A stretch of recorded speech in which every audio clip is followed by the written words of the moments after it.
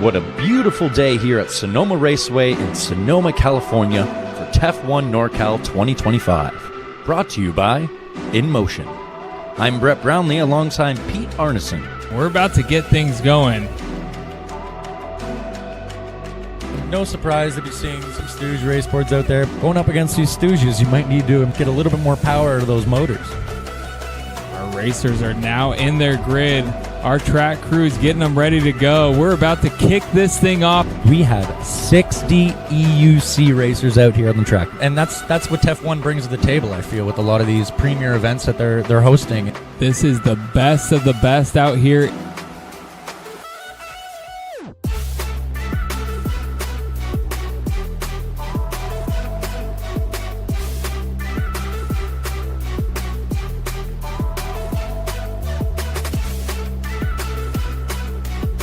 One of the most fun events I've ever been to and been a part of. What an absolutely incredible day out here. A battle all the way to the finish. Hey, we didn't even have to ask them to make it an exciting finish, but here they are, really putting it on the line. To look at the speed as they come through that start-finish line. When you have a TEF1 event like this and a premier track, faster speeds, they're going to start whipping out these bigger tires. We have so much speed out here right now that it's tough to hang with some of these wheels. What a day of racing so far. This has been too much fun. Oh, looks like we got another speed board out there as well. Speed board race team. One of the first times we've seen that. Lots of speed through that high-speed chicane. Really something to be said about the amount of talent out here as well. We all want to race. Someone's got to make it happen. TEF1's making it happen.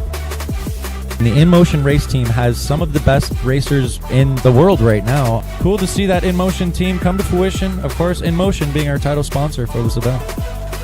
Another incredible race. Oh, and unfortunately a crash there in the second hairpin. Ooh, a couple battle up there in the front. There was a little jostling between the first and the second place. And it looks like it might be a battle for that podium. Again, that's just something to be said about the quality of race we have out here. I mean, and the speed of the racers. The In Motion, again, that P6 is something right now. Love to see it. What an influence this In Motion team has made out here today. Smash that like button, get up on there. Everyone subscribe to TEF1 as well. If you're not subscribed to TEF1, what are you doing? What's up, guys, and welcome back to a big one today. We're looking at, well, I'd say, the current leaders in the PV community, TEF1. I'm very honored to have them on board today. Guys, we're making significant movement in the industry, improving the standard and elevating the game for everyone. So let's welcome one of the representatives from TEF1, the COO, which I'm going to get the definition of what that is about in a second. Welcome to the live stream. Welcome. How's it going, Thomas? Thank you for having me. Perfect. Thank you so much. So I want to get clarification of do you want to introduce the group yourself, your role, and your engagement in this new movement in the PV scene? Sure, yeah. Wait, are you talking about how I first got involved in the PEV scene or how I got involved in TEF1? We'll go through that, I think, a bit more in the stream, but more about your current role, a bit about yourself, and, your engagement in this new movement. Sure, yeah. So my name is Mara Sadie. I'm based out of Vancouver, Canada, and I am the COO of TEF1, as well as the marketing director, which is how I kind of started out here. And COO is, I believe, Chief Operating Officer. So. Perfect. Thank you so much for being on the stream today. So how long has been TEF1 been in development? Because I feel like you guys have just sprung out of nowhere in the last year or so and really came and improved the standard of what's possible out there. Yeah, it seems like it's been a year, but it's actually, we've been around since 2023 is when we did our pilot event here in Vancouver. And then after the success of our pilot event, that's when we took about a year to develop the first official event, which ended up happening in SoCal. It was our SoCal event. We were at the K1 circuit track. And yeah, we went down to Los Angeles, like it was Winchester, but just outside Los Angeles type of area, and had our first event there. And I think that's where we got loud, or that's where we made a bit of noise, where people were like, oh, what's this, right? But it's funny, when we went there, nobody really knew of us except for the people who knew me personally. And no one really knew that we did the Vancouver event, because we had not really live streamed that or anything. It was just a one-off kind of thing that we did in Vancouver, and we promoted it, but just didn't really get around to the global PEV community, I guess you could say. Yeah, so this is what TEF1 used to look like.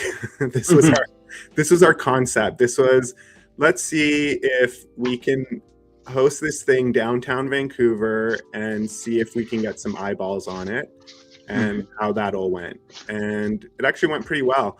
Vancouver, surprisingly, had our most amount of spectators. So we had 600 people walk through our gates over the course of the day. And it wasn't because, I don't know, we were strategically placed downtown Vancouver. So we had food trucks and vendors and stuff, and people came in. Now we're on a track, so it's a bit of a different story as far as spectators go. You got to like drag them out. But yeah, so it was a good event. We had a good time. One day, Albert won. He got first place. That's my car, my Subaru right there, just parked. And yeah, it was an awesome time. And then after that, we kind of went back to the drawing board. What did we do right? What did we do wrong? What did we need to fix?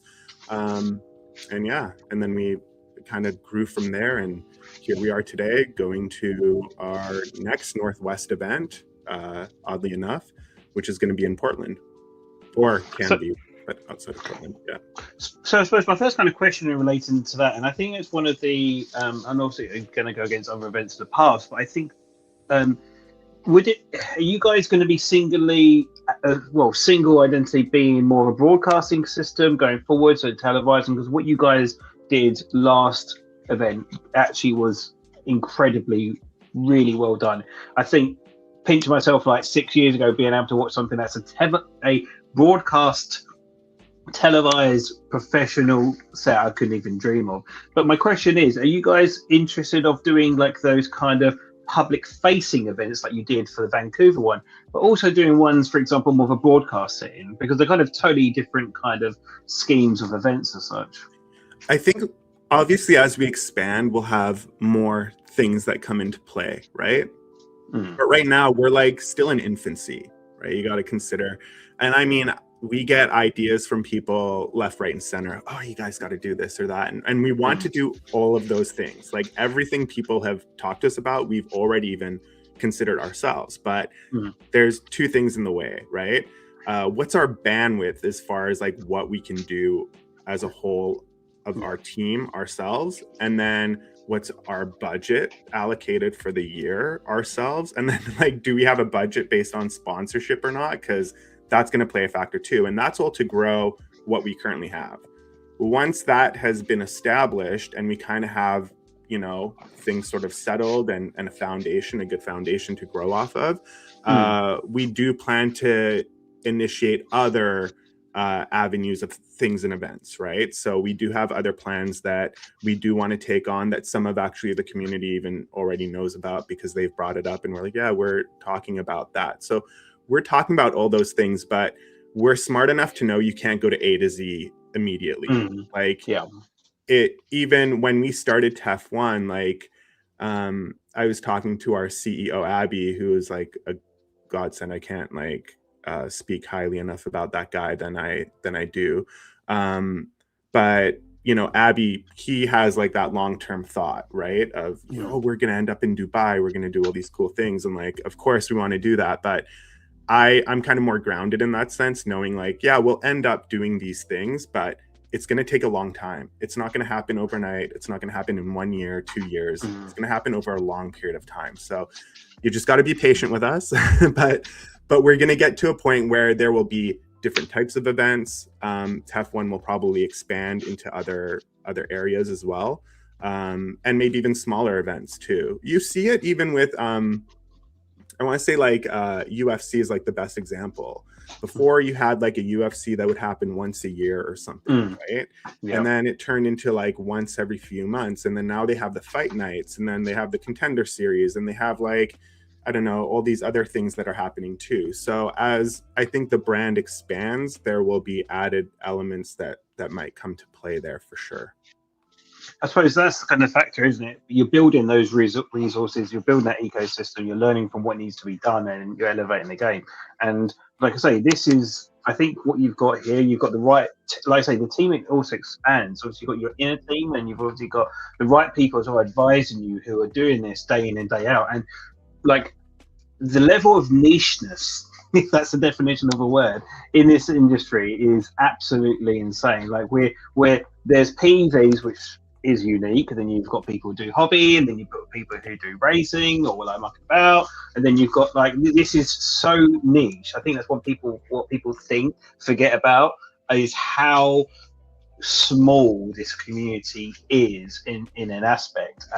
But it seems like, what was the kind of vision, I suppose, of having the right people incorporating these events? Because everyone who's doing within those roles are smashing it as well. Yeah, so when we got started, and we were going to do this, and then I got brought on board, like legitimately full-time type of thing, I explained to Abby, like our CEO and our board of directors, that if we're going to do this, we need to do this in a community inclusive way. That was my kind of ambition, and my goal is that, of course, like, you know, sponsors and hosting the show and all of that stuff matters, but I wanted to incorporate the community, like the PEV community itself, partly because I'm part of the PEV community. I started the Vancouver e-skate group way back in 2016, 2017 or whatever. Prior to that, all the boosted board riders community that were out there before all these other boards and PEVs. Golden age of PEVs. So I had done the boosted board riders Vancouver group type of thing. And I mean, through Vancouver e-skate, I learned a lot, right? Like, we did charity group rides. We've raised $7,000 for charities type of thing. And community was very important to me at that time. Now, mind you, I'm in Vancouver, so I'm not in the States, you know, like in the hub of the Cali group or the BC group or anything like that, right? So we were still unknown. As far as individuals, I knew like a few people down in Los Angeles and maybe one or two people in New York. So I reached out to, originally, we were going to go to Seattle first. So I reached out to Chris Munzer, who's a great guy, leads the Pacific Northwest group. And we tried to host an event there.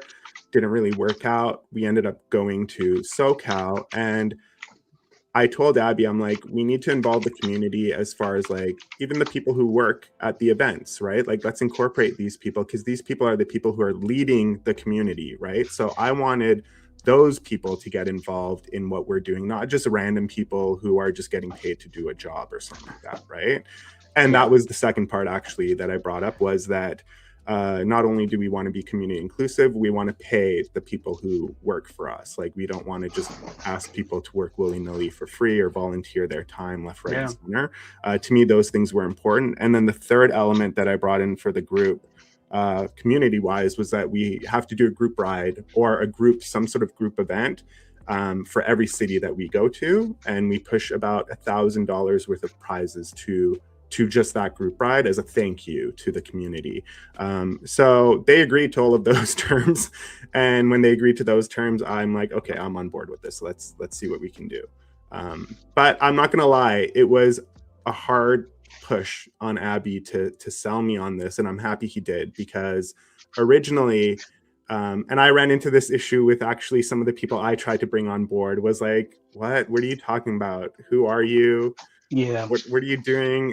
You don't know what you're getting yourself into. Like, this is too much. Like, but Abby kind of sat me down and had a conversation and sort of opened the doors and showed me, like, you know, script by script, like, this is what we're going to do. This is how we're going to do it. This is how we're going to get it done. And it seemed feasible. And I'm like, okay, as long as we adhere to these agreements, then we're good to go. And we partnered up. And since then, we've been like peanut butter and jelly. Like, there's things, the beauty about working with Abby is there's things that he does that I cannot do, that I am not good at. right? And there's everything else that I'm good at that he cannot do, that he you is complement not each good other. at. Yeah, right. So we Exactly. totally complement each other in that way. And I think that's a big part of the success. Then you add in the factor of the people we incorporated into the event day team, right? So that includes race ops, includes media team, drone ops, like production, all of those. And you end up with like a good, established group of people who are knowledgeable about what they're doing. It wasn't by chance that we brought Drew on, you know what I mean? It wasn't by chance that Pete ended up there or Brett ended up there. Those were all people who were handpicked by either us or other teammates, like other members who were on the team who suggested them, right? So super thrilled with the way it ended up, and we try to stick to our core team and take them everywhere we go. There you go. Yeah, and it's good. It's good. I'm really happy with everything we've established so far. Yeah. Yeah, definitely, and it does show that engagement with the community aspect of getting the right people. Because ironically, like people like myself and like Drew and these other guys, all we want to do is not. I suppose it sounds a bit critical, be out of pocket for doing what we love to do. In a way, really, it's not even like it's a profiteering aspect. It's just we want to cover. We shouldn't have to be going to these things, promoting these things to cost us stuff. Like I'm in talks of trying to look at going to the Electrify Expo in Australia at the moment. I'm trying to figure out a way to get there. But that's like $1,000 turnaround thing if I want to do that. It doesn't just happen, you know. I just want to throw a quick question because I want to keep throwing this out here. I feel it's an obvious question, but do you anticipate what I suppose I'm going to change this question slightly. What do you think is going to make this year the biggest attendance yet for TEF1? What have you done? What have we learned? What have we gone through which will ensure that it's the biggest? Okay, so I always go based on past statistics. Okay, so still to this day, TEF1 Vancouver has held the most amount of spectators, but it was because we were downtown Vancouver, right on the seawall, where like 20,000 people walk by every day anyway. You know what I mean? Like it's a very central area, and people just need to walk by and they'll see our booths and they'll come in. The situation now is that we're now at these racetracks that are 45 minutes, 1 hour, 2 hours outside of the nearest major city, right? So for people to come out, it's still in trickles. I think two things are going to improve that. One is going to be the fact that we get more vendors and booths on site at our upcoming events, which will then stir up a bit more interaction with people who want to spectate. And then two, it's kind of just a bit of like spreading the word, right? Like in that city. We haven't been to Portland yet, so I can't anticipate what Portland's draw is going to be like. But a lot of times the spectators that we have out there are friends and family of the racers who are coming out, right? So we right now rely on that. And then the other aspect of it is our live stream, I think, is where we're getting the most amount of actual views, where people from the general public are now seeing TEF1 and are getting, hyped up about it. So to answer the question, I don't know if we will anticipate this year to have the biggest attendance yet as far as spectators. But I do know, and I do hope, yes, I was just going to say that. I do hope that we do see the most amount of competitors. And that has actually happened time and time again. Our first event, I think we had 27 e-skate riders, and then we had like 35 EUCs. And we even had a female category that had 10 females in it. After that event, sidetrack here. After that event, I had a meeting with all the female competitors, and we talked about like, should there be a female competitor or not? Like should we just do all in one type of thing? And the females decided they just wanted to do pro and sportsman and just leave it at that. What's up, Scott?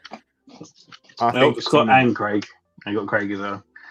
I'll go to that question in a second, but yeah. So I'll get to the global one in a second. So yeah, it's really weird because we're trying to grow in two different ways. One is the online and getting people around the world, and then the other is getting people to come out. So get your people to come out if you're coming to any of the events, and then for the competitors, the other thing that I noticed was that the e-skate racers are actually going down now. Yeah. So yeah, I have to admit that. Yeah. It's yeah, true. right. And the EUCs are gaining a lot. So from our first event having like 30, or Vancouver having 20 EUC racers, and we had to like pull teeth to get those 20. Yeah. We actually sold out at 40 at our last event, and we added an extra 20 spots, which gave 60 total EUC racers. We had over 105 racers in total across all categories at our last event.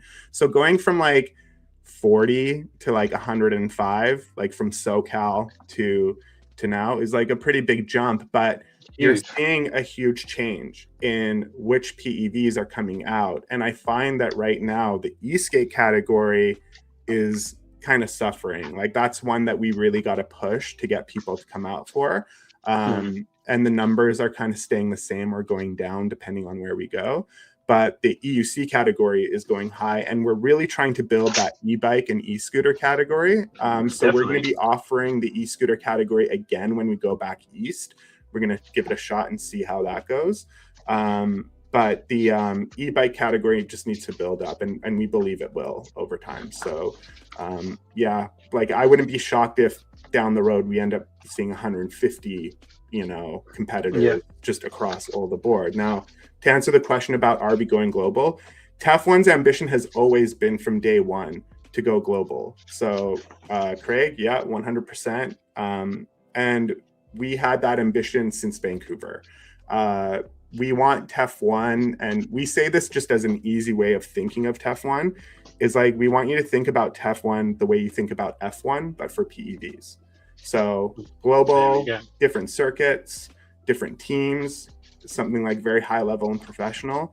And that's just how we think about it. And then we just implement our marketing and our videos and all of that to sort of resemble that, right? Like if you want to get here, right, and produce this level of quality in everything across the board. And we just tried to do that from day one to the best of our ability. Yeah. So well, it's definitely that's one day we come to Australia, Craig. Hopefully. Yeah, I totally believe that. I literally feel like you guys are representing what the at-home entertainment form of this movement really it could be. And I feel like we had a glimpse of that initially with early days eSkate. I think year 2 they had they had broadcasting guys in that. I can't remember it now off the top of my head. It was something like Charge or something. But basically they were broadcasting the whole event, and it was great. But and they stopped, unfortunately, or the guys weren't available. And I think that's the factor which is going to keep it going. But I just want to say as well, from someone working in content creation, that side of things, I think your incorporation of sponsors is the best representation I've seen out of any event organization, because fundamentally these guys are the ones who are going to be backing and promoting the product and what they're doing. And what Emotion did with you guys was incredible. The work was there, the promotional stuff was there, you had the top riders there. I think Scott, the Amp Electric Games thing. So the Amp was doing something similar, but I feel like it's kind of quieted off a little bit. But obviously you guys are absolutely elevating the game and expanding on that going forward. But I think it's really important. I feel like there was having these sponsors.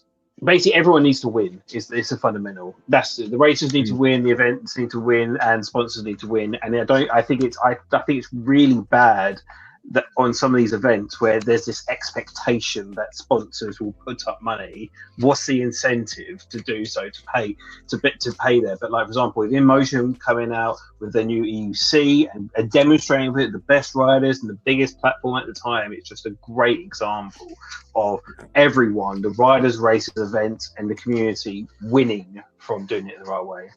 Yeah, well, first and foremost, thank you for the the compliment on that. We try to do our best to obviously push the sponsors, but the way we try to do it is to try to incorporate it into our own added value content. So of course we'll always do the post of like, hey, thank you to our sponsor who's sponsoring us to make that one announcement that they are on board with our event. But then beyond that, our sponsors know, like, when they're giving us cash sponsorship, that money is going a long way. So there's two different ways to think about this from a sponsor's perspective. The one way is, oh, I can give you whatever product and get some awareness out there about my product, like whatever.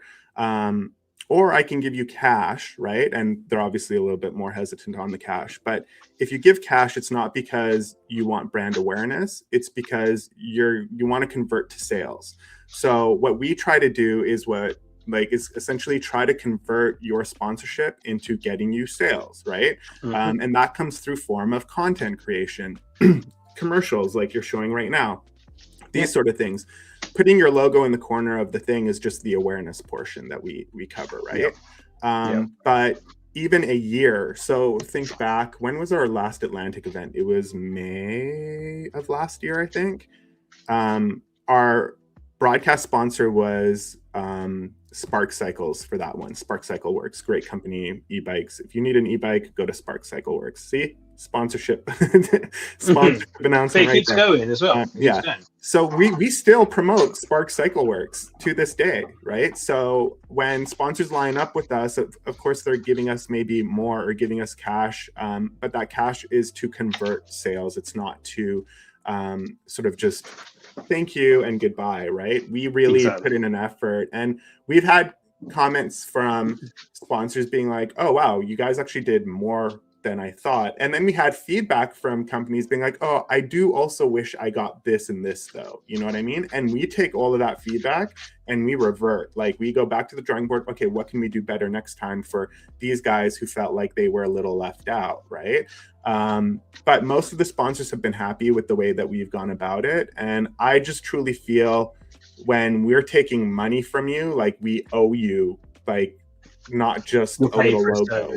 We owe you something substantial, and we lay that all out in our sponsorship plan and document, and we provide that, and hopefully over time brands will see that side as opposed to just the brand awareness side, right? Like how many boards or how many products can you give away before like it's just repetitive and redundant and not getting you any sales, right?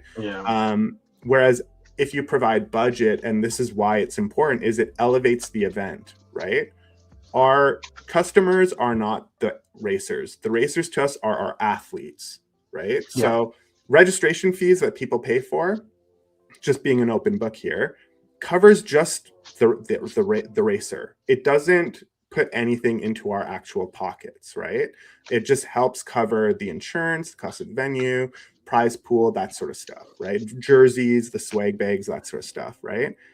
But where we actually would consider, I guess, a customer now would be, for example, people who buy our merch, right, online, or people or our sponsors, right? Our sponsors and vendors. Those would be our customers because those would be people who are giving us cash and we're gonna do something for them in return. And that in return is not just one day, it's not just event day, it is a long-term game. And I think companies are slowly starting to realize that, because when we first went out to get sponsors for SoCal, it was like crickets. Well, that's the problem. It's that confidence you've got to get with these people. So, I throw in a quick question here that we've had. What would be a dream? Like, let's take the cuffs. Just have anything. If you could have a single identity sponsoring, it doesn't need to be PEV related, but what I suppose for me would be someone who could elevate the awareness would be the biggest thing going forward. So, who would you, if you could have any sponsor assigned to TEF1, who would you really? This would be a strategic decision on my part. So it's not one that I'm like, oh, this is my dream sponsor, but this is one that would probably help elevate us. If we could get on like Netflix Live or Amazon Prime, streaming service, streaming services, just to get the feed out there and show TEF1 to the world. I think that would also draw a crap ton more sponsors, obviously, from there, from all directions. So I guess I would choose that. But if, for example, you ask me, like, choose a brand, like choose an actual brand outside of like a streaming platform or something like that, that would benefit the stream instead, I would go with something, maybe like just like an actual sports brand. So anything from an energy drink like Monster to like, Reebok, Nike, something that's in that $1 million corporate bracket, so that other $1 million corporate bracket companies fall in and sponsor the event. And as I said, the more sponsorship dollars we have, the better that event gets, right? Exactly. The less sponsorship dollars we have, the worse that event gets. So I would say strategically, my sponsor would be a streaming platform. But out of will of like, oh, what would be cool, where I would be like, oh, that's so cool that we got them as a sponsor, would be like an athletics brand like Reebok or Nike. Yeah, Adidas. Definitely. I wear a lot of Adidas, so let's just go with Adidas. Yeah, let's get all the guys geared up. But yeah, I think I really think I just want to challenge something you just said there when you said like not as good event. I think I would say the bigger budget, the more potential the event can be. I think it's more the mindset really. It's not like it gives you more of the scope to really push things out there and get like the elevation of like what's possible in this industry and stuff like that. Yeah. So one thing was mentioned a bit earlier, which I didn't highlight, is the point system we were talking about. So TEF1 isn't a single identity; it's not a one and done job. It's a tournament, it's a league. So I'd love to learn a little bit more about that, please. Yeah. So point system is coming into play, as Lolo Kobo knows. That we're going to be announcing the point system in the coming week, like how it's going to be laid out. So we've already announced the overall general synopsis of the point system, but that's not going to change the podium at the event. So at every event, we still give away the prize pool like we do. If you win first place at Northwest, you are going to get your $1,500 for the EUC category or what have you, right? On top of that, the point system is going to be sort of in addition to. So you might win the like one or two events, and then you might actually win a bonus on top of that as a winner of the championship type of thing. And there will also be other bonuses and awards. Like we were thinking about this way back in the day, but I always felt bad at SoCal. I think Jack Farah got the fastest lap time in SoCal. And I think it was even in qualifying. I don't know. I don't remember. But he was so fast in SoCal. And I remember, I didn't know Jack Farah that well, but I remember looking at him. I'm like, dude, that guy's someone to keep your eye on.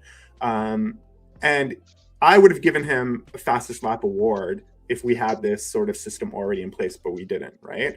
Yeah. So now this comes into play. It allows more people to win prizes based on their merit, based on their performance in other ways, not making podium.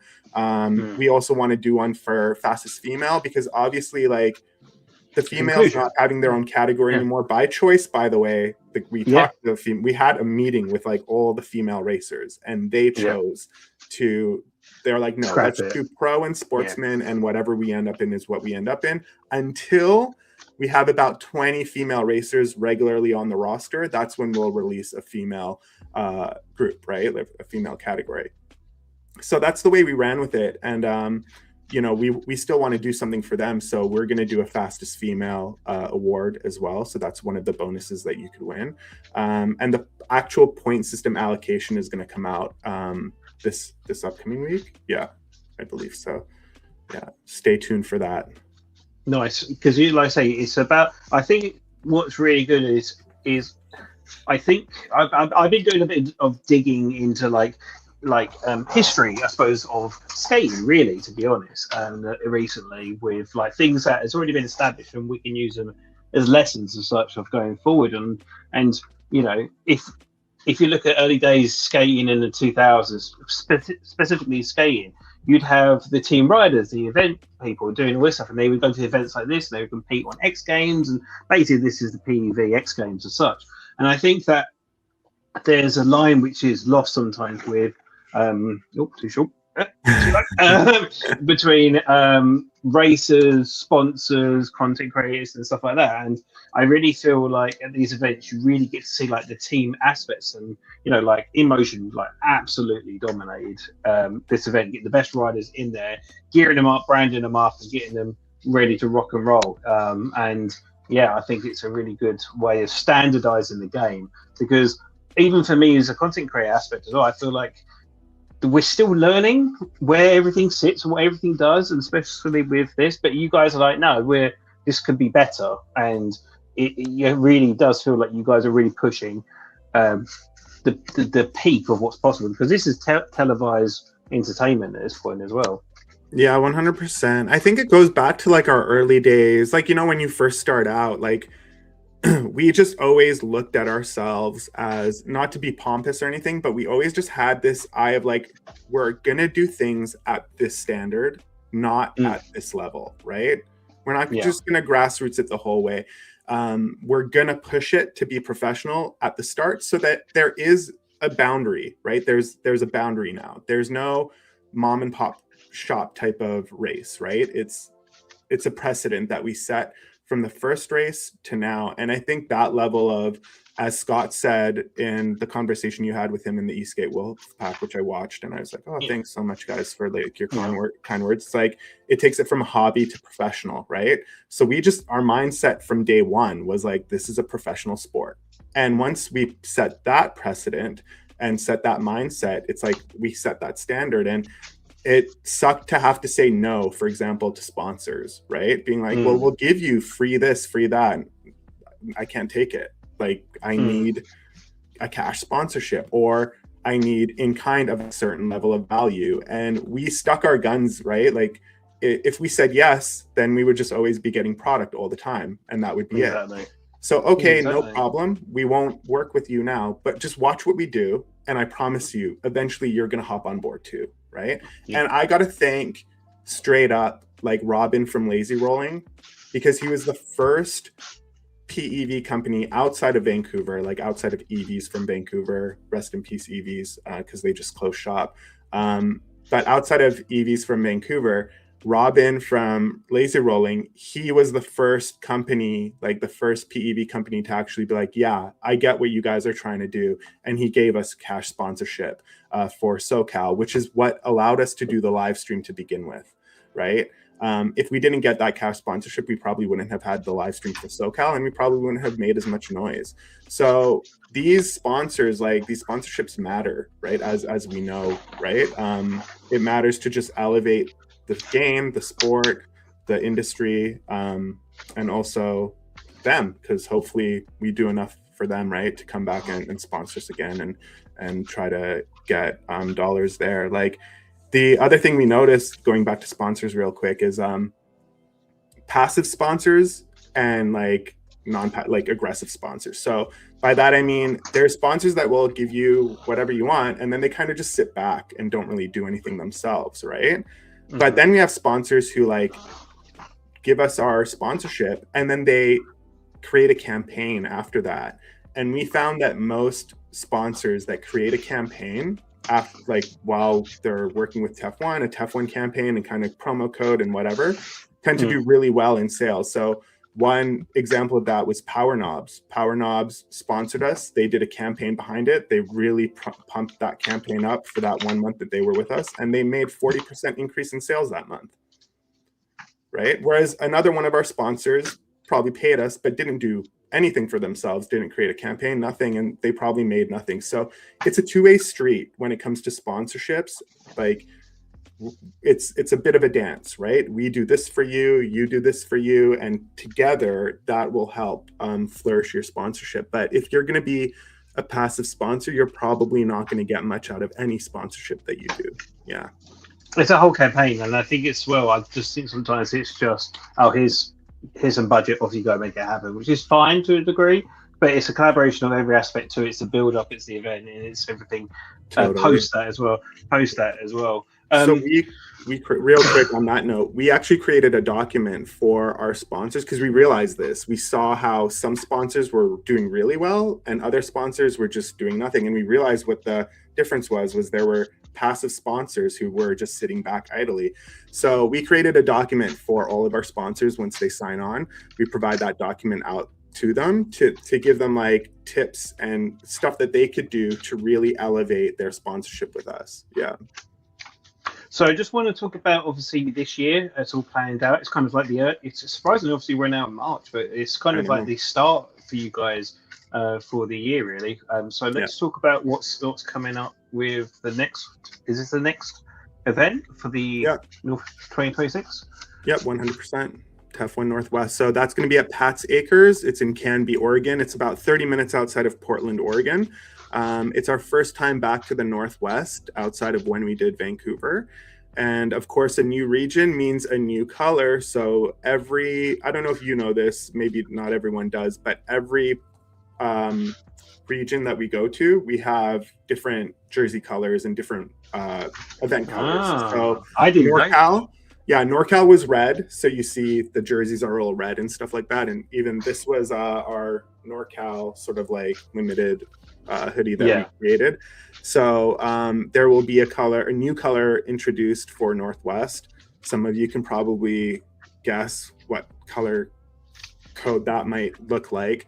But yeah, so super stoked. New colors are going to be coming out and a new jersey to check out. So yeah. Nice. And is that, can talk about obviously merch and then the continuation of the events post the events? Is that the merch going to be available for the website as well if they want to get stuff post the event as well, right? So usually what we do right now is that you pre-order. Once we're going to be opening the merch store in a couple weeks now. You could pre-order, if you're not racing, you could pre-order jerseys from past events, and you could pre-order jerseys from this upcoming event. And then you could also pre-order just TEF1 general hoodies that we have, like the all black hoodies with the TEF1 logo on it. They're kind of just like this, but all black. And then we are going to release a limited event-based jersey or hoodie, which is in NorCal. We did these ones just as a kind of like a test run. So there will be a green hoodie available that we're working on right now for the Northwest event. And I'll say like Northwest 2026 on the sleeve, kind of like how this one says NorCal on the sleeve type of thing. So you'll be able to buy those as well. And then you pick them up on site. It's pickup only right now. Eventually our merch store will be set up so that you can order whenever, but currently it's just pickup only. So dedicated to the event, everything around the event initially, and then obviously expanding from there going forward. So I'm going to, I can imagine everyone throws advice constantly but doesn't do anything. It's normally the game with these kind of events with ideas of what we want to do.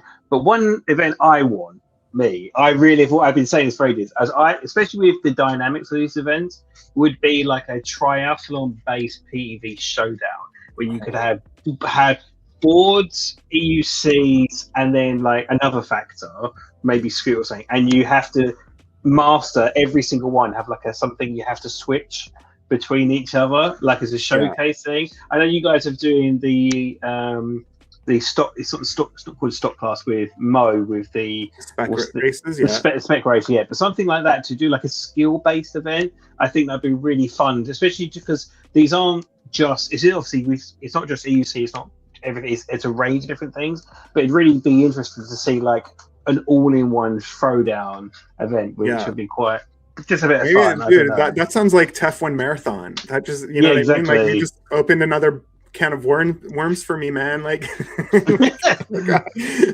yeah, that sounds like a TEF1 marathon thing that we got to do. Yeah, I just think it'd be quite dynamic because obviously the standard professionalism, and you guys got the best in the world. You've got the best in the world competing.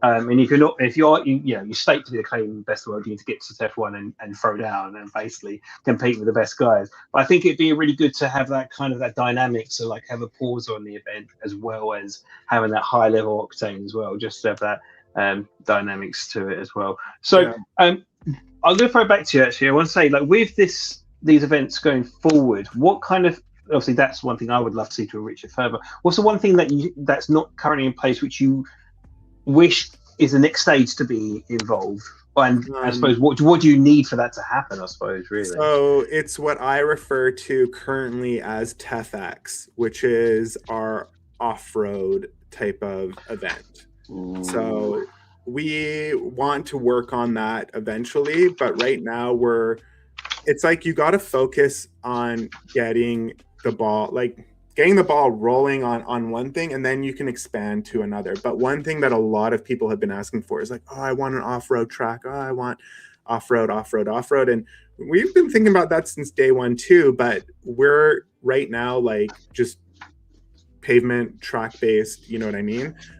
No off-road anything, but it would be cool to open an off-road division of, you know, call it TEF1 and open an off-road division where there's more off-road stuff, maybe some more extreme-ish type races or things to do, competitions, just like how you said, like maybe the relay is done there, you know. So we do have those ambitions, and we are working on those, but you know, you got to set up your foundation first. You can't jump everywhere and do everything all at once like that movie, and then you're just gonna you're gonna burn yourself out, like your entire team out, and then B, your money is just gonna run dry because you just can't sustain it. So building it up slowly, and as we get more sponsors and partners and stuff like that coming in, then we can look at, okay, like now we need to do something else during the off season. Like we have 3 events this year, but how can we make 6, right? Like how can we, what else can we do differently? Like and bring more to the table here. And I think that will be the next stage, I think, is seeing, I don't want you guys to hold your breath or anything, but I think TEF1 would probably be what we see in the future as the next stage of evolution of TEF. Yeah. I suppose just thinking on that, one thing, like UK rule about off-road riding, we absolutely love it. But like, I suppose off-road riding, you can expand on EC riders. You can also bring the one-wheelers in to get like grimy and dirty. But I just thought, just on the so with TEF1, is it a single day event? Is it multiple day events that we're doing? Yeah. Are we looking to expand to multiple days going forward? Yeah, so it's a single day event, and I think that's one thing that doesn't resonate with sponsors or vendors because, you know, for example, like eSkateCon, you'd go there, you have 3 days, right? So you set up one day, you got 3 or 4 days of like people coming in and out type of thing. TEF1 is a one-day event, so it's kind of difficult to draw vendors. Let's say like you're a company in China and you want to come out to TEF1, it's a little less one day, yeah, kind of thing, right? So we totally get that, but it is a one-day event. However, we host it 3 to eventually 6 times a year, right? So right now we're at 3 for this year, but next year it'll be 4 or 5 probably. And the year after that, hopefully we get to a point where we're doing 6 events. And then if you're a sponsor, now it's kind of like you don't need to worry about it being a one-day event anyway to begin with, because we're promoting you regardless, continuous in and out of the. So is there going to be different packages as well? So would it be like exactly, you do one or if you want to get exposure throughout the whole? Because obviously as well, like you guys doing the merch, doing all that stuff, and doing all the branding. If you get the company aboard for the entire season, it continues over the entire scope, right? Exactly. Yeah. So I mean, we've had a good run with some of the companies that really like to work with us. Like, for example, NextGen is a prime example. At our last event, they were just an event sponsor. So a basic sponsor gave some cash. They were a hydration sponsor as well. So people could just go up, get bottles of drinks or waters from their booth type of thing. And then this time they were like, no, we want title sponsor, which is like, I don't know, 3 or 4 or 5 times the amount of money they spent at the last event, right? And they're still talking about potentially being title sponsor for one of our other events. It's like it's just depending right now. So seeing sponsors sort of elevate themselves, like their own tiers based on their experience with us is really cool to see too. And yeah, it's really interesting just to see how the different companies kind of align with us and what their goals are, and like how we can sort of help them sort of achieve those goals, right? Strategically for their marketing and stuff. Because and this is true, not every brand marketing strategy is going to fit with TEF1. We totally understand that, right? But maybe there's a loophole, maybe there's a way we can. So whatever we can do to make it work, we try our best to sort of work with those companies and see what the best thing is. Yeah. Okay, talking about obviously the loudest voice and getting the most exposure out there for everyone really going forward. What would you say would be the biggest aspect for, say, a racer, a community member, and then say a sponsor to amplify it? And get it and push to the event being more successful? For example, obviously the event organized, like event sponsors, if you had someone come on, what advice would you say to them? How can they get the biggest impact on what they're doing and incorporate themselves in the event so it's successful for every party involved? Yeah, so I think as I mentioned for the sponsorship, it's a lot about like, don't be passive.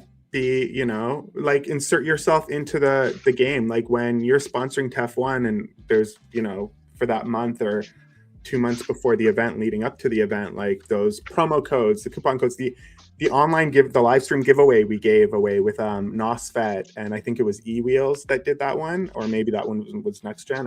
eWheels did a giveaway and Next Gen did a giveaway, so I'm confusing the two. But like taking the initiative yourself of like what kind of campaigns can we create around this event to both hype up the event and promote it, but then also to get sales, right? To convert, right?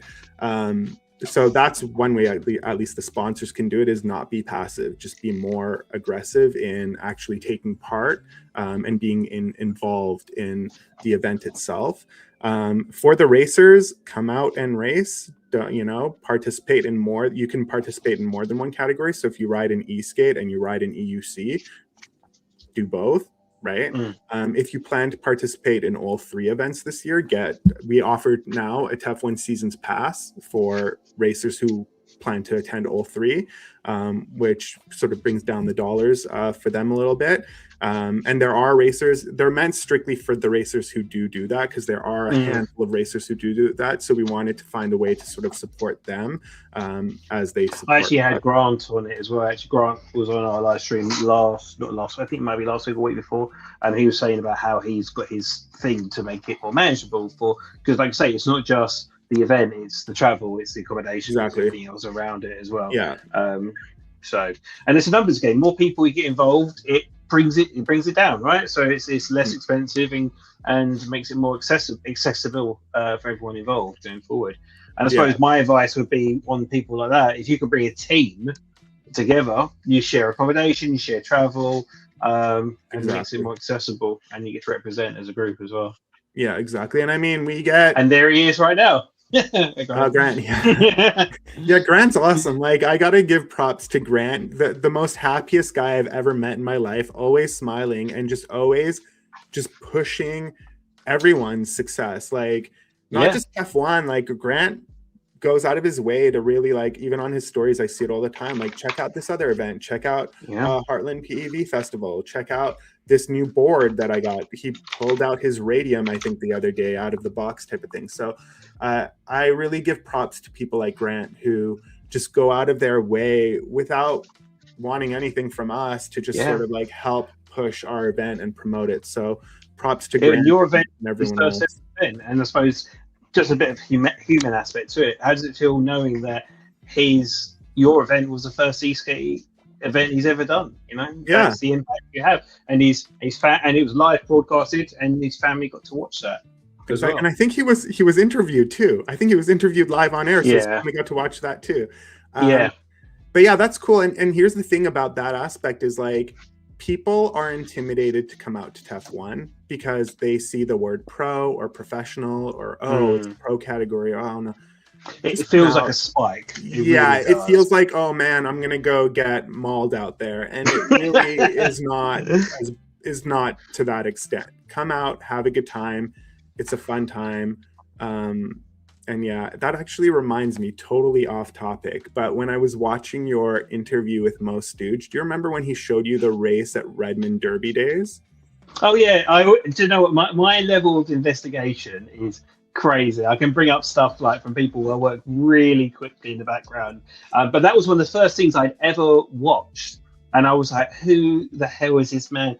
Miles away from everybody else. I was racing on that track with Mo. I was at Derby days riding my boosted board. I think I came in, like, I don't know, 10th or something at that race. But this guy just disappeared.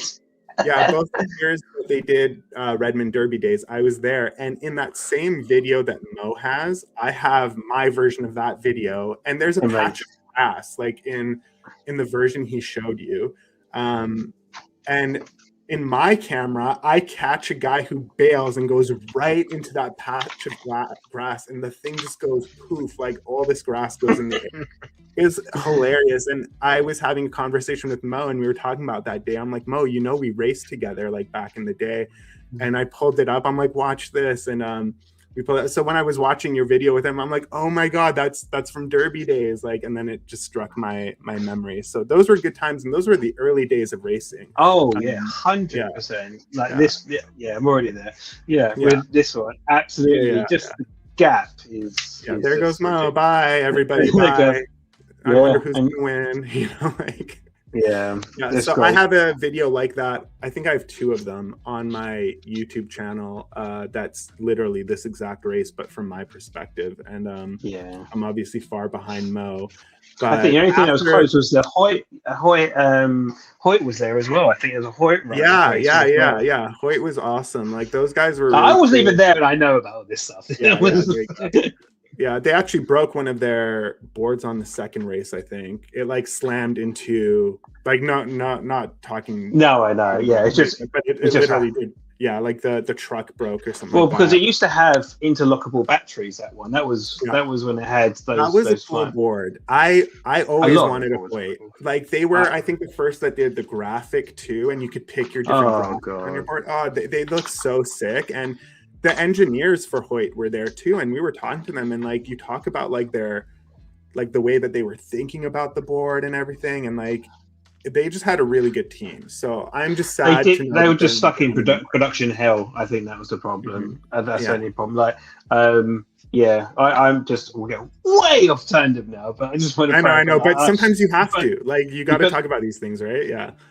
Oh, so. that was, but that's, I suppose that's just for me. This is because of what could happen with TEF1. Like I, in the UK, never had one. I never saw one. They never came out of the country because they was in production hell. But actually, this is a good example as well. Like, this is what can happen with like the TEF1 element. The reason I got to see any Hoyt was because of EskateCon. So would you say as well, like you'd want the vendor aspect like EskateCon had? Of course, I suppose. Of course. Yeah, 100%. Like obviously we want the event to grow in all capacities, and vendors is one of them. And as a sponsor, you get a vendor booth to begin with, but you can also become a vendor outside of that. But as I said, the hard part about vendors or just doing vendor sponsorship is the fact that it's a one-day event. You could be a company in Brazil or something, you know what I mean? Like, is it going to be worth it for you to come up for one event? Probably not, but sponsoring will get you the value anyway, just like even if you don't come up, because we're going to promote you for like a year on different things. You're going to get content out of that. So vendors is a little tough right now, but we're hoping that just as we get sponsors, they come out, they do their thing, they set up their booths, and we get more of those. So right now what we do is we focus on local companies for vendors, right? Because it's a one-day event, but you're already there anyway, right? You're 30 minutes to drive away. Come out for one day, hang out, have a good time. And that's what we're kind of looking at for vendors. But I mean, we're totally open ears for any company who wants to come out, be a vendor at TEF1. We understand it's a one-day event. And that part's difficult, but we will definitely make sure that you get the added value out of it post-event as well. Yeah. Well, a prime example is this live stream. So we're actually almost at time actually as well, guys. So we'll give it another 5 minutes. So if you've got any other questions, now is the time to get those instant responses. Now, just want to say my 2 cents. I'm trying to get to the New Jersey one. I'm trying to figure out a way of getting over there. But I think what would be great, and actually my partner lives in New Jersey as well. Oh, so I really want to have an opportunity. But that's the thing as well. I think a bit like with Grant and whatnot, it's like there's potential bringing people out of the industry into this stuff as well, right? And bring as a spectator thing, like you're never going to see anything like this anywhere else in the world. Yeah, exactly. And I mean, let's be honest though, there are other leagues globally that are similar to TEF, or even in some cases, like I feel like they do some things like even better than we do to some extent, right? And it's cool to see that development, because there's a level of camaraderie there. We're all in like all the organizers from these events. What you guys don't know is we're all in a group chat together. so we're not really like competitors in a sense, as much as we are like compadres, right? Like we talk. We actually have an announcement coming out. I can't say much about it, but in 4 days, you guys are going to see that there's going to be an announcement coming out very similar to what I'm actually speaking to now that sort of touches on it. And yeah, like we talk about our issues, how we can collaborate with each other, like, what can we do here or there? And that goes across the board, like, Oz PEV, the guys down in South America and Brazil, like those guys do it really well. So we talk to them as well. XC Race in Europe, as well as the motor David doing that. Yeah, doing that. So these events are beyond just TEF1, but to your point is like we do our best to elevate it in a sense that we want, like, for example, Oz PEV to be like, oh shit, these guys are doing this thing, looks really cool, we got to kind of do that too. And then we want them to do that and then do something different, and then we can be like, oh shit, Oz PEV did that looks really sick, like we're going to pick their brain about that and see how they do that so we can do it. So for me, part of developing TEF1 globally means developing the sport globally, right? 100%. So I need to do my best to ensure that other leagues are just as successful as TEF1.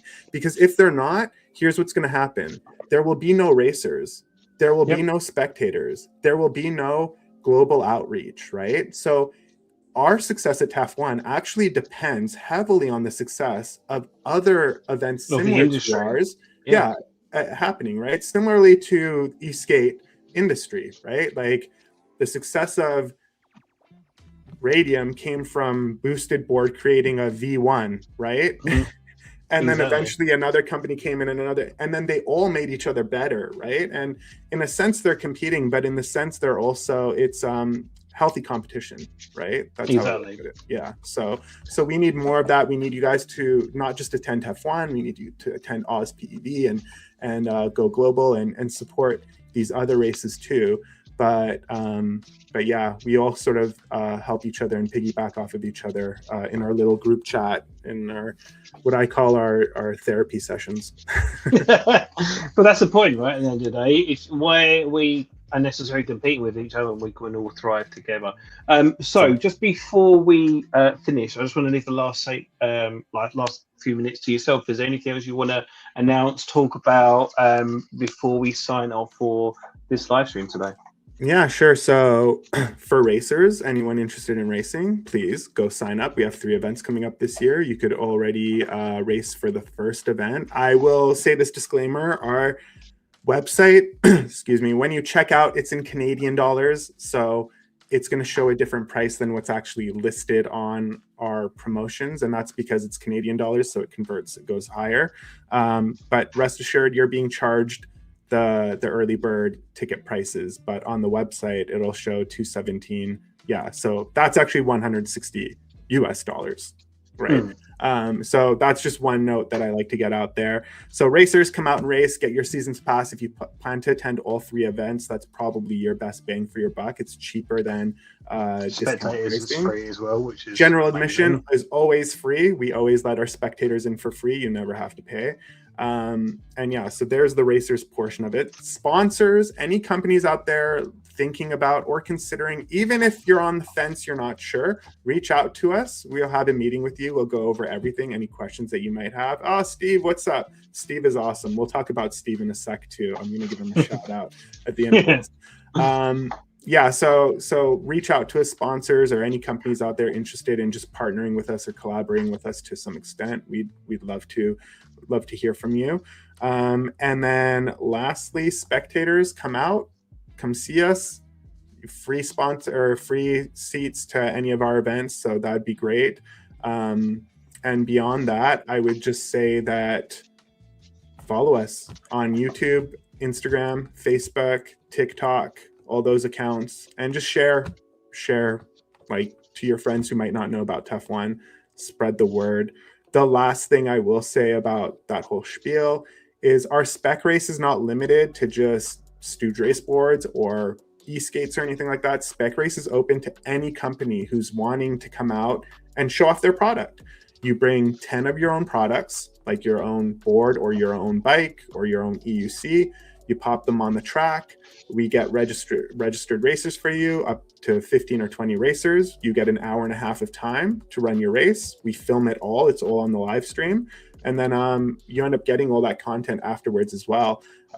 It's exactly what we did for Stooge, Riptide, and Mad Escape. But consider that for any PEV is more than welcome to do that. So I just wanted to get that across. And lastly, thank you to Steve.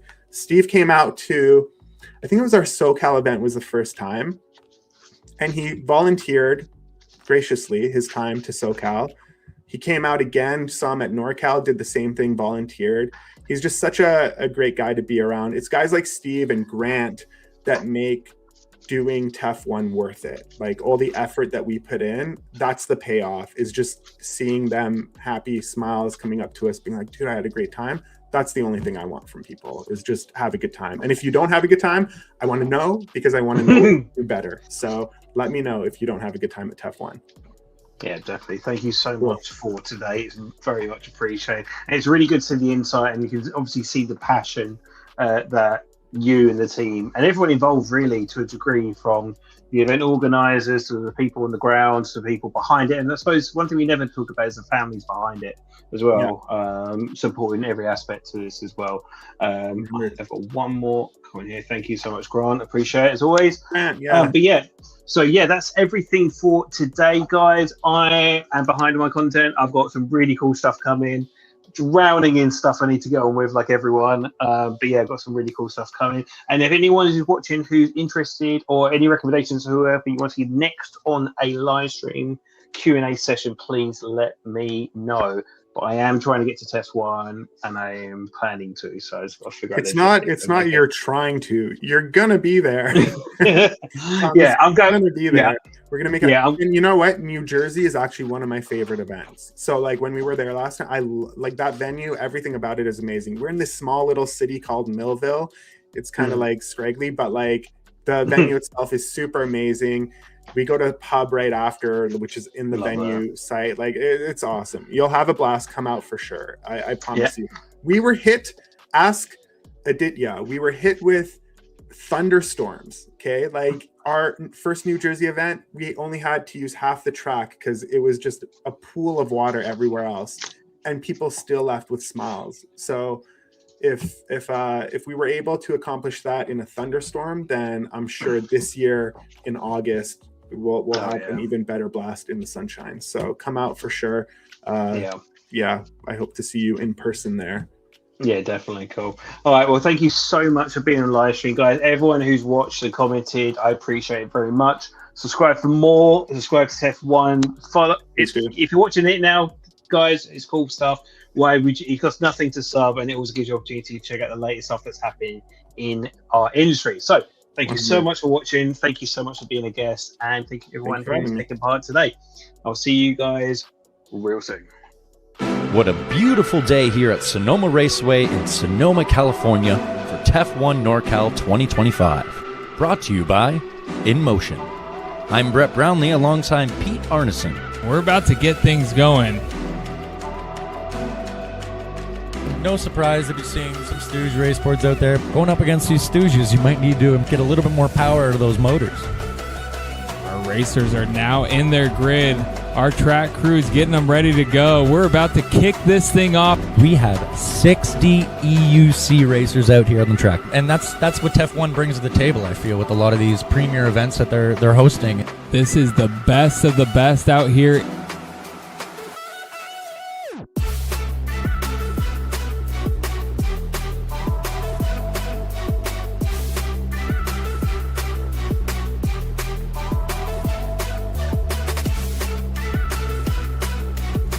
One of the most fun events I've ever been to and been a part of.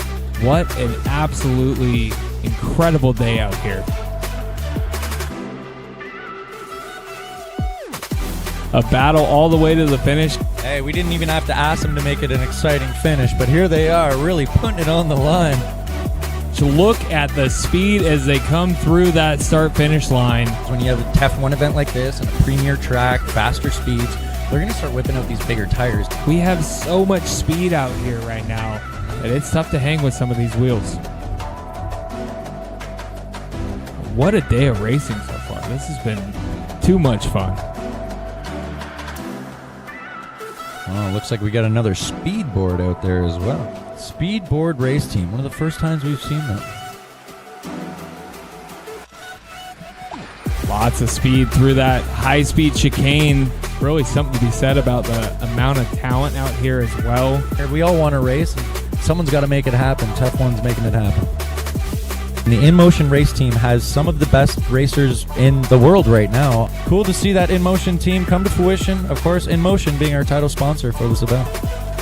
Another incredible race. Oh, and unfortunately a crash there in the second hairpin. Ooh, a couple battle up there in the front. There was a little jostling between the first and the second place. And it looks like it might be a battle for that podium. Again, that's just something to be said about the quality of race we have out here. I mean, and the speed of the racers. In motion again. That P6 is something right now. Love to see it. What an influence this In Motion team has made out here today. Smash that like button. Get up on there. Everyone subscribe to TEF1 as well. If you're not subscribed to TEF1, what are you doing?